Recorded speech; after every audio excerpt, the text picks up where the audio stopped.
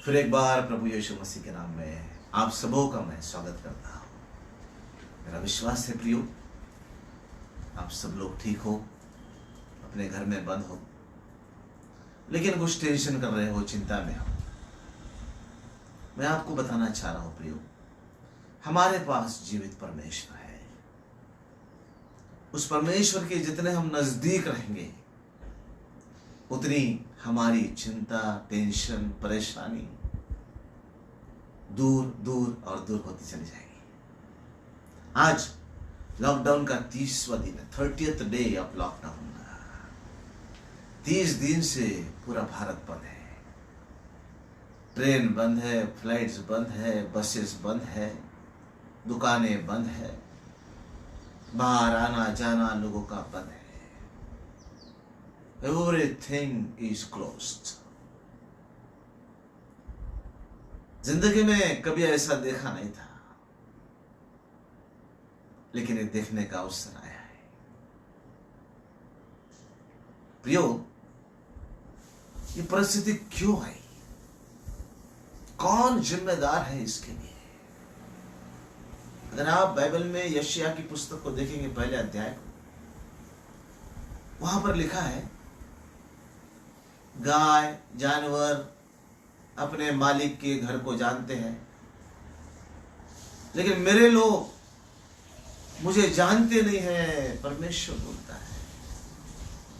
जब मानव परमेश्वर को छोड़ करके अपने मनमर्जी से अपने जिंदगी को जीना चाहता है, तो इस प्रकार की समस्याएं आना तो वाजिब है। आइए परमेश्वर के वचन की तरफ जाने से पहले प्रार्थना करें। अनुग्रहकारी प्रभु, फिर एक बार हम तेरे चरणों के पास में आते हैं। हम हृदय से आपको धन्यवाद देते, आपकी स्तुति करते हैं प्रभु, कि आप हमारे साथ हैं, आप हमें संभालते हैं, आप हमारे हर एक दिन की जरूरतों को पूरा करते हैं। इसलिए हम आपको धन्यवाद देते हैं प्रभु जी। पूरे संसार में जो परिस्थिति है आप भली भांति जानते हैं, उसके कारण को भी आप भली भांति जानते हैं प्रभु जी।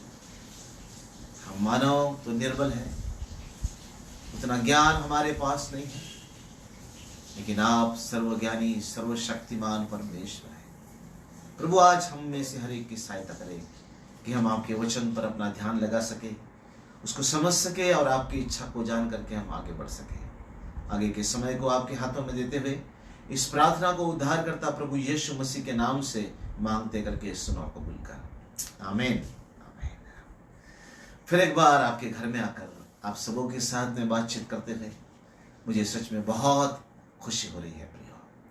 कल हमने देखा था यहोशापात की प्रार्थना के विषय में, और कुछ महत्वपूर्ण बातें हमने कल देखी थी कि जब शत्रुओं ने यहोशापात को घेर लिया, वो डर गया लेकिन भागा नहीं, और वो परमेश्वर की खोज में लग गया। वो जानता था कि मेरा परमेश्वर ही मेरी सहायता कर सकता है। उसने पूरे देश के अंदर में उपवास का प्रचार करवाया और परमेश्वर से सहायता मांगने लगे। और उसके बाद में हमने देखा है, यहोशापात कहता है, हमारी आंखें तो तेरी ओर लगी है परमेश्वर। मुझे सुनने वाले मेरे प्यारे भाई और बहनों, ऐसे परिस्थिति में हमारी आंखें कहां लगी है, यह प्रश्न है। वर्ल्ड हेल्थ ऑर्गेनाइजेशन का कहना है बहुत समय तक यह परिस्थिति रहेगी, यह वायरस को जल्दी जाने वाला नहीं है। और बहुत सारे न्यूज इस प्रकार से बता रहे हैं कि इस लॉकडाउन को और बढ़ाया जाना चाहिए। करोड़ों भाई बहन लोग अपने घर में बैठे हैं, आमदनी के स्रोत बंद हो चुके हैं, कोई वैक्सीन, कोई दवाई नहीं मिल रही है, लाखों लोग अपने जान को गंवा रहे हैं। ज्ञानी लोगों को कुछ समझ में नहीं आ रहा है क्या किया जाए। यह है देश की परिस्थिति। यहोशापात राजा जो था वो जानता था मुसीबत के समय में, परेशानी के समय में, डर के समय में किसके पास में जाना चाहिए, और वो परमेश्वर के खोज में लग गया। परमेश्वर के पास में गया, उसने कहा, हे परमेश्वर, हमें कुछ समझ में नहीं आ रहा है, हमारी आंखें तेरी ओर लगी है। सुन रहे आप लोग? मुझे सुनने वाले मेरे प्यारे भाई और बहनों, आपकी आंखें इस परिस्थिति को देख करके कहां लगी हुई है? ये बहुत महत्वपूर्ण है। आइए यहोशापात की आगे क्या हुआ उसको हम फिर से देखेंगे। कल हमने यहोशापात के बारे में देखा था, दूसरा इतिहास 20 अध्याय 1 से 12 पद तक हमने देखा था। आज हम 13 पद से लेकर 30 पद तक देखेंगे कि अभी क्या हो गया। प्रार्थना तो किया, सब कुछ हो गया। 13 पद में इस प्रकार से लिखा है, सब यहूदी अपने अपने बाल बच्चों, स्त्रियों और पुत्रों समेत परमेश्वर के सन्मुख खड़े हो गए। यहोशापात राजा था, उसने आज्ञा निकाली, लोगों को बताया एक ही उपाय है, सब लोग बाल बच्चे, स्त्रियां, पुत्रों समेत परमेश्वर के सन्मुख खड़े हो गए। कितनी खुशी की बात है प्रियो, अगर मानव आज सच्चे परमेश्वर को जाने और उसके सामने खड़ा हो जाए, हे परमेश्वर, हम हार गए, हम निर्बल हैं, हमको कुछ समझ में नहीं आ रहा है, हम आपके सामने खड़े हैं प्रभु, हमारी आंखें केवल आपकी तरफ में लगी हुई है। कितना आनंद होगा परमेश्वर को। 14 पद में लिखा है, तब यहजीएल नामक व्यक्ति में मंडली के बीच में परमेश्वर का आत्मा समाया। देखिए, जब लोग परमेश्वर के करीब आ गए, उसके सामने खड़े हो गए, परमेश्वर शांत नहीं बैठते हैं।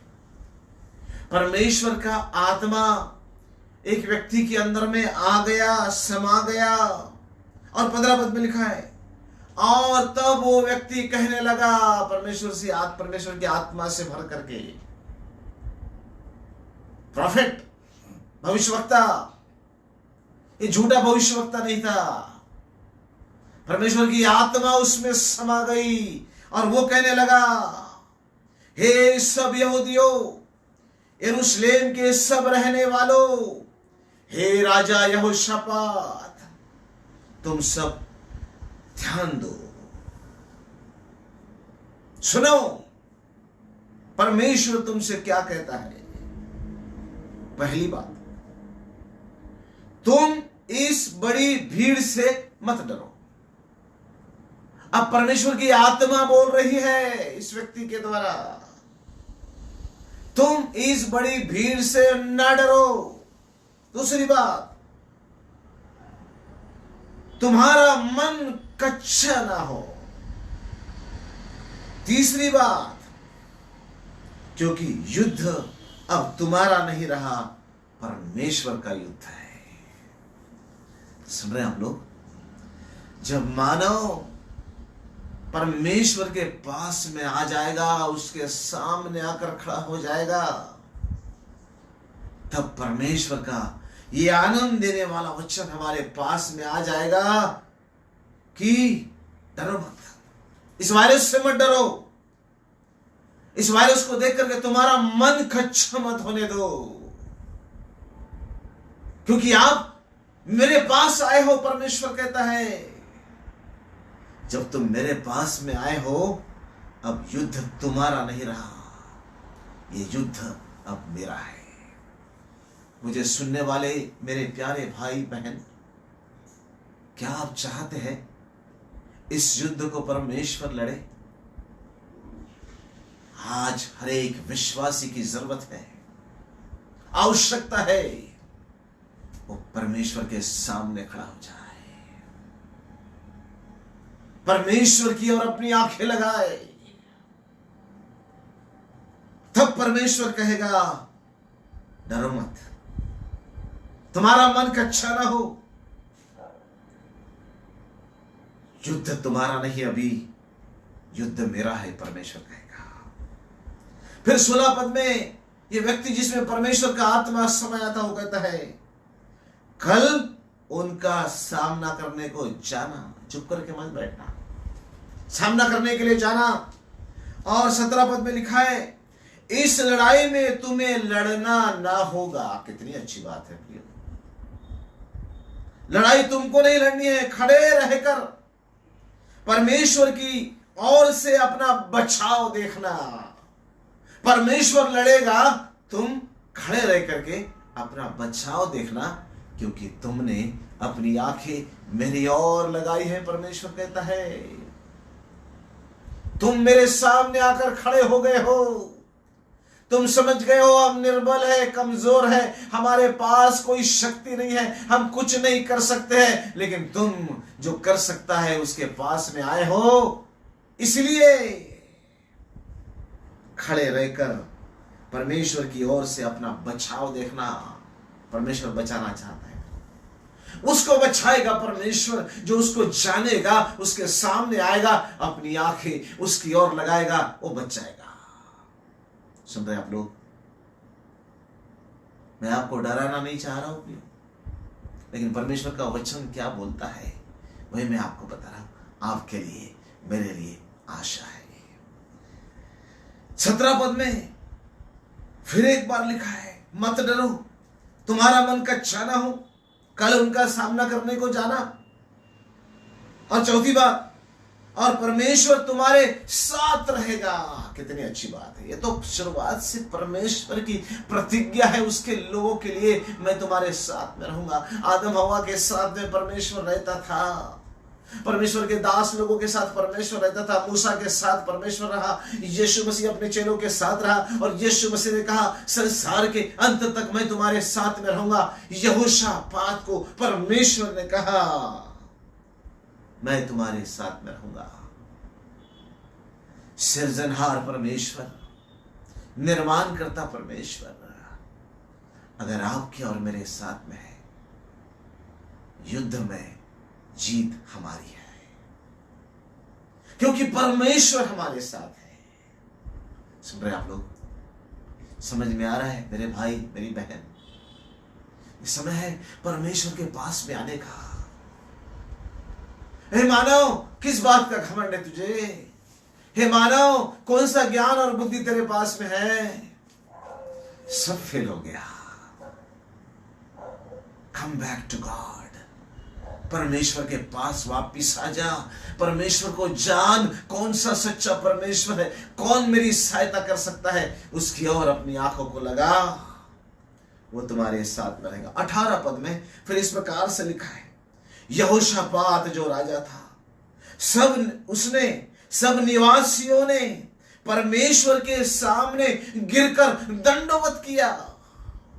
जब परमेश्वर का वचन आ गया, डरो मत, मैं लड़ूंगा, मैं तुम्हारे साथ में हूं, लोग झुक गए, लोगों की आंखों से आंसू गिरने लगे, परमेश्वर को दंडवत करने लगे, धन्यवाद देने लगे। हे परमेश्वर, हम मानव क्या है कि तू हमारी सुधि लेता है।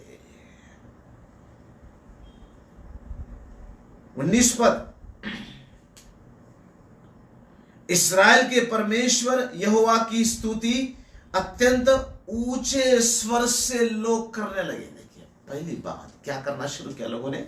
दंडवत कर दिया।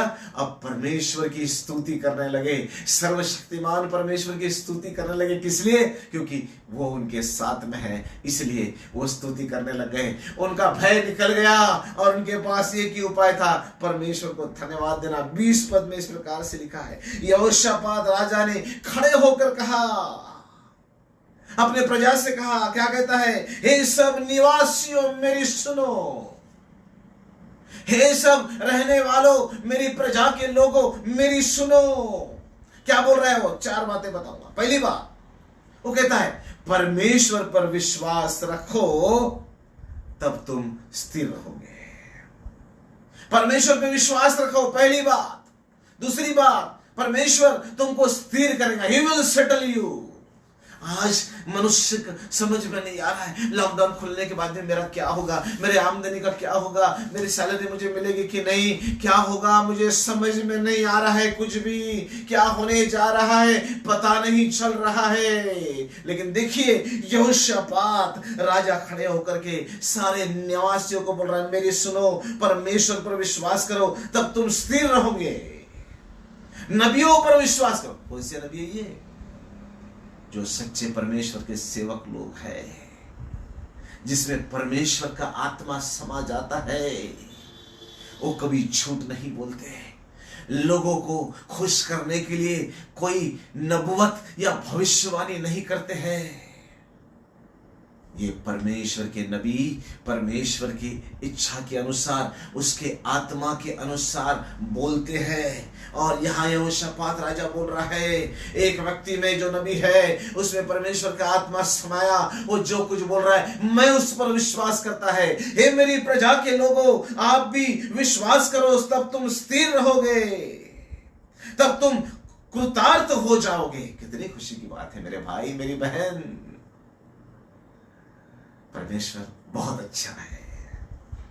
चौथी बात फिर लिखा है, बहुत महत्वपूर्ण बात, पवित्रता से शोभायमान होकर आगे आगे चलते हुए यहोवा के गीत गाओ। पवित्र हो जाओ, पवित्रता से शोभायमान हो जाओ और आगे बढ़ते हुए परमेश्वर के गीत गाओ और यह कहते हुए उसकी स्तुति करो, यहोवा का धन्यवाद करो क्योंकि उसकी करुणा सदा की है। यहोवा का, परमेश्वर का धन्यवाद करो क्योंकि उसकी करुणा सदा की है। कोरोना सदा की ये नहीं लिखा है, परमेश्वर की करुणा सदा की है, उसकी स्तुति करो। जब यदि हो कि शहर बना इतनी मजबूत, गिरने की कोई आसार नहीं, तोड़ने जाए तो भी कुछ होने वाला नहीं है। लोग परमेश्वर की स्तुति जय जयकार करते हुए चक्कर लगाने लग गए। बाइबल में लिखा है जब 7 चक्कर लगाए परमेश्वर की स्तुति करते हुए जय जयकार करते हुए, यरीहो की दीवार शहरपनाह गिर गई। जय पाने के लिए परमेश्वर के गीत गाना, उसकी स्तुति करना, जोर से उसकी स्तुति करना, ये बहुत ही जबरदस्त हथियार है। ये राजा यहोशापात जानता है और वो बोलता है, पवित्रता से शोभायमान होकर आगे आगे चलते हुए यहोवा के गीत गाओ, उसकी स्तुति करो। और लोगों ने वैसा ही करना शुरू किया। बाकी बाइबल के पद आप पढ़ लेना। जो शत्रु थे आपस में लड़ने लग गए और सारा मैदान खुला पड़ गया। सोना चांदी धन दौलत सब छोड़ करके शत्रु भाग गए, ऐसा लिखा है बाइबल के अंदर में। और उसके बाद में लिखा है 30 पद में, इस प्रकार यहोशापात के राज्य को चैन मिला क्योंकि उसके परमेश्वर ने उसको चारों ओर से विश्राम दिया। यहोशापात का परमेश्वर ही आपका और मेरा परमेश्वर है मेरे भाई मेरी बहन। वो परमेश्वर हमको चारों तरफ से विश्राम देना चाहता है, चारों तरफ से वो हमारी सुरक्षा करना चाहता है। मेरे भाई मेरी बहन, पवित्रता से शोभायमान हो जाओ, परमेश्वर के पास में वापिस आ जाओ। वो उस प्रार्थना को सुनेगा, वो हमको विश्राम देगा, इस वायरस के ऊपर में वो हमको जय देगा क्योंकि उसकी करुणा सदा की है। परमेश्वर करुणा करेगा।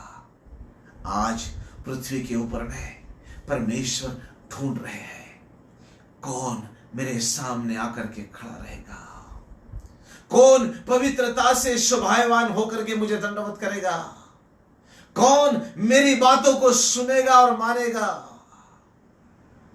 उसको परमेश्वर बचा लेगा, उसको परमेश्वर विश्राम देगा। मेरे भाई, मेरी बहन, अगर आप विश्वास करने वाले लोग हैं, आपकी आंखें परमेश्वर की ओर लगाए, पवित्रता से शोभायमान होकर के आगे चले, परमेश्वर के गीत हम गाए। ये वायरस है ना, पता भी नहीं चलेगा कहां से आया और कहां गया। केवल परमेश्वर इस कार्य को कर सकता है प्रियो। जो कर सकता है उसको लोग भूल गए और अपने बुद्धि का इस्तेमाल कर रहे हैं। मेरे भाई, मेरी बहन, विश्वासियों, प्रभु यीशु मसीह ने कहा, तुम जगत की ज्योति हो, तुम पृथ्वी का नमक हो। अंतर अधिकार दिया है परमेश्वर ने, लेकिन कब सुनता है परमेश्वर हमारी प्रार्थना? जब हम उसको कहेंगे, हे परमेश्वर, हमारी आंखें तेरी ओर लगी है, हम कुछ नहीं कर सकते, परमेश्वर तू करुणा कर। परमेश्वर प्रार्थना को सुनेगा, उत्तर देगा और हम जय को प्राप्त करेंगे। मेरे भाई, मेरी बहन, आइए प्रभु के पास में आ जाइए। आप अपने ज्ञान, बुद्धि, धन, बल से कुछ नहीं कर सकते। प्रभु के हाथों में अपने जीवन को समर्पित करें और उससे कहे, प्रभु आप एक चमत्कार कर दीजिए, इस वायरस को समाप्त कर दे प्रभु, खत्म कर दे प्यारे प्रभु।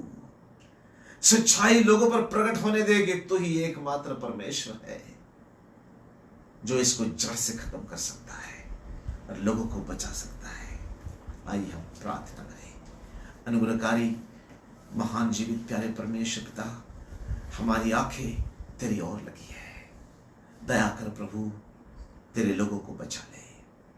विश्वासियों में जागृति लेकर के आ प्रभु, लोगों में जागृति को लेकर के आ और तुझ सच्चे परमेश्वर को लोग जानने पाए, उनकी आंखें तेरी ओर लगने पाए प्रभु।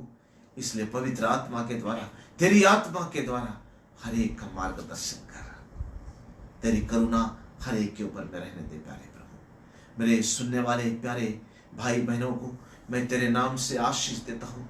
हर एक को आशीष दे, हर एक को संभाल प्यारे प्रभु जी, उनकी रक्षा कर, उनको बचा प्यारे प्रभु जी। हमारे देश के डॉक्टर्स, नर्सेस, नेता लोग, पुलिस डिपार्टमेंट के सभी लोग, सफाई कर्मी, हर एक के सुदिले प्रभु उनके परिवार को आशीष दे। आपने हमारी प्रार्थना को सुना, हम धन्यवाद देते हैं।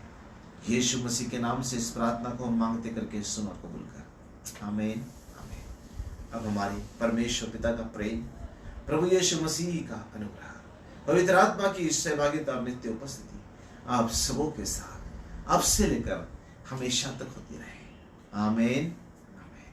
परमेश्वर आप सबों को आशीष दे। कल शाम को फिर 7 बजे हम मिलेंगे नए विषय के साथ, नई प्रार्थना के साथ में। परमेश्वर आपके आत्मिक जीवन को बढ़ाएगा, आपको सुरक्षित रखेगा।